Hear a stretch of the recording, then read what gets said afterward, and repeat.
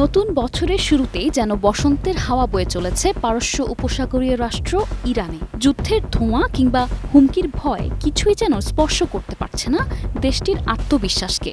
ভারতের ঘ্রাণ ছুঁয়ে ইরানের আকাশে এখন সাফল্যের সুবাস। সম্প্রতি একটি তাৎপর্যপূর্ণ ঘোষণা দিয়েছে দেশটি।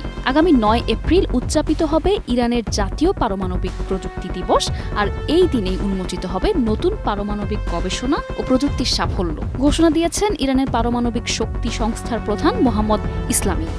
৯ এপ্রিল, যেটি ইরানে পারমাণবিক প্রযুক্তি দিবস হিসেবে পালিত হয়। প্রতিবারই এই দিনে ইরান প্রযুক্তিতে বড় সাফল্যের ঘোষণা দেয়। এবারের ঘোষণাও ব্যতিক্রম নয়। ইসলামী স্পষ্ট করে বলেছেন, এই প্রযুক্তি চিকিৎসা, কৃষি ও বিদ্যুৎ উৎপাদনের মতো শান্তিপূর্ণ কাজে ব্যবহৃত হবে। যদিও পশ্চিমা বিশ্ব এখনও সেই দাবিকে সন্দেহের চোখে দেখে। বার্তাটি শুধু একটি গবেষণার গল্প নয়, বরং জাতীয় গর্বের প্রতীক। ইরান জানিয়ে দিচ্ছে, বিদেশি নিষেধাজ্ঞা বা চাপ তাদের অগ্রগতির পথে বাধা নয়। তেহরান বলছে, আমরা ১০০-র বেশি সাফল্য অর্জন করেছি। এইটা সংখ্যা নয়, এটা একটা আত্মবিশ্বাসের ঘূর্ণি। বিশ্বকে দেখাতে চায় ইরান পিছিয়ে নেই, বরং এগিয়ে চলেছে।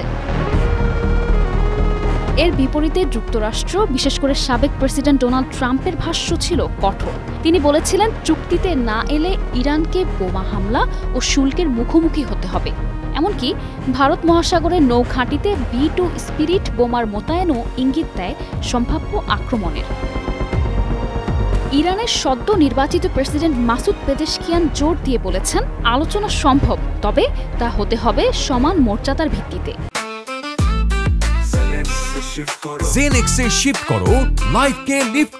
তিনি যুক্তরাষ্ট্রের দ্বিমুখী আচরণকে অমার্জনীয় ও অপমানজনক বলে অভিহিত করেন। পেজেশকিয়ানের বক্তব্য স্পষ্ট, ইরান কোনো ঊর্ধ্বতন শক্তির শর্তে আলোচনায় বসবে না। আলোচনার পথ খোলা থাকলেও তা হবে পারস্পরিক সম্মান আর আগের ভুল স্বীকারের ভিত্তিতে। ইরানের বার্তা একটাই, বিজ্ঞান আমাদের হাতিয়ার, সম্মান আমাদের অধিকার। প্রযুক্তিতে আমরা থেমে নেই, আর কারো চোখ রাঙানিতেও নত হব না। এই বার্তা যেমন অভ্যন্তরীণ মনোবল বাড়ায়, তেমনি আন্তর্জাতিক মহলেও এক শক্ত অবস্থান জানান দেয়। নিশা আলম, নিউজ ডেস্ক, ২১ টেলিভিশন।